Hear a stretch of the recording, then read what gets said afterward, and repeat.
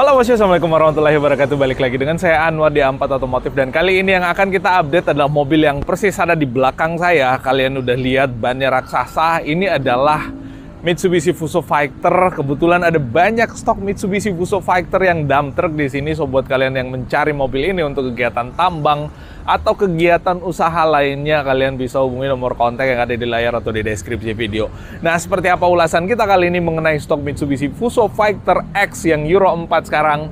Ikuti ulasan kita sampai selesai. Tapi buat kalian yang baru ketemu channel kita, jangan lupa di pojokan sebelah kanan bawah ada tombol subscribe dan gambar jempol ke atas kayak gini, jangan lupa ditekan. Dan video kita dibagikan kemana-mana melalui media sosial kalian, serta tuliskan sesuatu di kolom komentar yang ada di bawah kalau ada yang ingin kalian tanyakan dan tambahkan mengenai ulasan kita tentang mobil truk raksasa ini.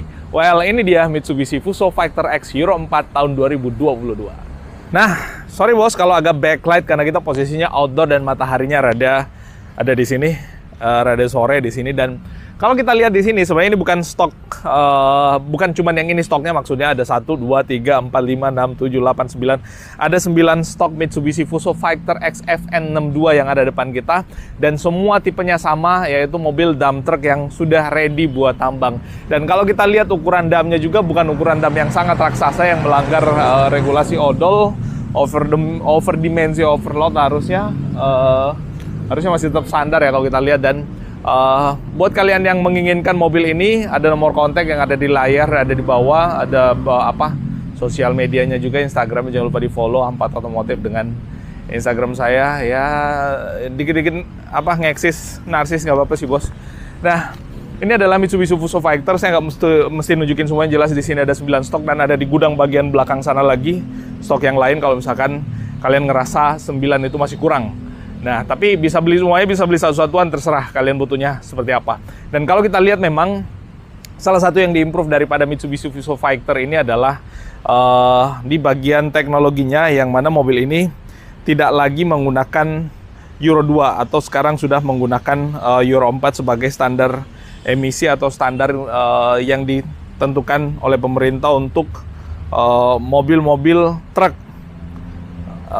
biar nggak merusak lingkungan atau lebih ramah lingkungan lah tepatnya untuk gas buangnya. Dan kalau kita lihat di bagian depannya, di bagian fasianya, memang lampu daripada mobilnya atau bagian muka daripada mobilnya itu masih kurang lebih sama dengan edisi Fuso Fighter sebelumnya. Ini lampunya kelihatan masih menggunakan material yang plastik. Lampu sennya di bagian atas masih bohlam, semua masih bohlam by the way. Ada tulisan heavy duty dan yang paling istimewa pastinya adalah tulisan Fighter X yang ada di sini. Ini adalah varian dari mobil ini. Di sini ada hand grip buat kita pegangan, dan pijakan kaki ada di bawah sini, ada 2 kalau misalkan kita mau bersihin kaca atau mau ngelakuin apa aja dan butuh untuk panjat-panjatan di situ ya terserah. Di situ ada hand gripnya. Lalu kemudian kalau kita lihat di bagian atas ada cornering spion untuk bagian depannya dan ada spion untuk bagian samping, satu spion juga untuk bagian samping yang ada di sebelah kiri. Dan di bagian bawah sini itu kelihatan ada hooknya di bagian depan ini. Jadi kalau misalkan mobilnya mogok ditambang, itu bisa ditarik dengan hook yang ada di sini. Dan ini bumper depannya materialnya besi. Ini materialnya besi semua untuk bumper depannya. Jadi ya kayak itulah adanya. Nah, ini FN62 yang heavy duty memang diproduksi spesifik untuk tambang ya pastinya. Jadi harusnya mobil ini akan sangat tangguh dipakai untuk di medan tambang. Nah, itu terus selanjutnya di bagian sebelah kanan kalau kita lihat ada footstep di sini. Footstepnya dia materialnya kayak aluminium ya, jadi kelihatan kelihatan garang ya, kelihatan kokoh kalau kita lihat untuk footstepnya.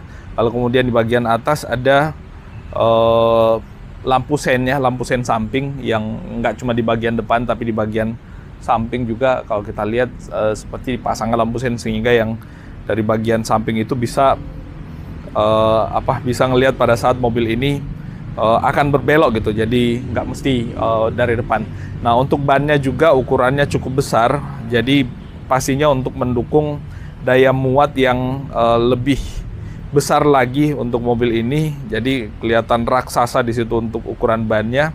Lalu kemudian bautnya ada 10 ya, ada 10 baut, jadi sangat rigid untuk 10 bautnya. Nah, untuk mobil ini kalau kita lihat ya, sampai ke bagian belakang, kita mulai dari sini. Nah, nyampe ke bagian belakang sana. Untuk jarak antara roda depan dan roda belakangnya dia hampir 6 meter, ya, 5,5 meter lah ya. Untuk seluruh panjang mobilnya 9 meter kurang setengah ya, 8,5 meter ya. Lebarnya 2,5 meter, tingginya 2,7 hampir 3 meter, tingginya lumayan juga. Apalagi tambah lampu sirine di bagian atas ya, itu sebagai standar pembelian mobil-mobil kayak ginian juga udah lengkap dengan lampu sirine di bagian atas dan ada antenanya. Lalu kemudian untuk mesinnya, mesin mobil ini pakai 6M60 DAT6 ya. Kalau kita lihat untuk Fuso Fighter X ini, sehingga memang untuk mobil ini tenaga yang dihasilkan pastinya akan lebih besar lagi. Mesinnya yang ada di bagian bawah sini, di bagian bawah daripada cabinnya.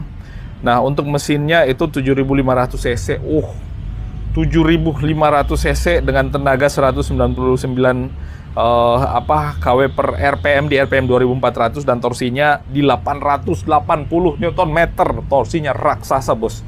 Jadi ya patutlah kalau misalkan mobil ini juga jadi jagoan di medan tambang, apalagi dengan tenaga yang sebesar itu dan torsi yang sebesar itu. Waduh, keren juga. Nah, untuk pengeremannya di sini ada pengeremannya, dia udah pakai full air dengan dual circuit dengan wedge tipe. Ya, yang lebih ngerti itu soal truk itu kalian lebih tahu lah ya. Untuk rem tangannya pakai spring loaded. Lalu kemudian untuk rem pembantunya ada sistem pengereman gas buang atau exhaust brake. Nah, ini ada 3 tabungnya untuk pengeremannya, harusnya memaksimalkan juga pengereman pada mobil ini. Lalu kemudian untuk mobil ini menggunakan bahan bakar yang direkomendasikan itu kalau nggak salah menggunakan minimal Dexlite ya, SN51. Nah, kita ke bagian luarnya lagi nih, kita ngulik luarnya. Ada spakbornya di sini, terus ada tambahan lagi di bagian bawah biar lumpur nggak nyiprat ke bagian aki dan bagian tabung pengeremannya. Dan kalau kita lihat bannya pakai Goodyear S700 ya, dengan tapakan yang kasar kayak gini. Jadi mobil ini harusnya untuk area tambang so far nggak ada masalah. Nah, akinya ada 2, ukurannya kecil-kecil. Nah, ini tabungnya. Dan ini ada snorkel ke atas, saringan udara posisi ada di sini, snorkelnya ke atas. Nah, mobil ini salah satu keunggulannya karena snorkelnya ke atas, jadi untuk udara yang masuk ke bagian dalam mesin, apalagi di medan tambang kan biasanya bagian bawah tuh udara kotor, berdebu gitu kan. Nah, debu kan nggak begitu tinggi terbangnya, jadi untuk yang di atas tetap menghirup udara yang yang lebih segar, nggak banyak debunya. Kenapa menghadap ke bawah corongnya? Kalau menghadap ke atas nanti kemasukan air lagi. Nih saringan udaranya. Nah, di bagian sini bawah ada gardan yang sangat raksasa juga. Lalu kemudian untuk chassisnya semua kelingannya ada di samping, jadi benar-benar mudah untuk pemasangan karoserinya. Dan ini karoserinya, kalau kita lihat rangka karoserinya ukurannya raksasa juga, tebal-tebal. Terus bagian atasnya ada kayu lagi, jadi biar nggak ribut, biar lebih kayu itu sebagai ya kayak semacam peredamnya gitu. Nah, terus di sini ada pagar. Ini untuk menghindari orang masuk ke bagian dalam sono pada saat mobilnya jalan, dan kalau misalkan kayak motor jatuh ke dalam gitu terus kegilas sama ban, udah kebayang lah. Kalau kena kepala ya jelas cuman satu tempatnya, kuburan. Nah, terus di sini ada tempat buat penyimpanan lagi ya. Ini ada semacam kayak kunciannya. Nih tempat penyimpanan biasanya entah nalo toolkit atau apa di situ. Udah disiapin di sini, dan ada kayak tabung udara lagi di situ. Nah, untuk ban belakangnya karena mobil ini 6x4 maka penggeraknya adalah jadi gardannya ada 2. Bagian belakang. Nah, ini gardan yang ada di bagian sini, kelihatan gardannya raksasa, bosku. Bahkan untuk drive shaftnya atau yang bambunya itu juga segede paha ya, ngeri kali. Nah, untuk knalpotnya ini udah mendukung emisi gas buang juga. Lalu kemudian ini gardannya, waduh, luar biasa raksasa dengan tenaga mesin yang luar biasa raksasa juga. Sistem pengeremannya ada di situ, ada tabungnya, aduh kejedot.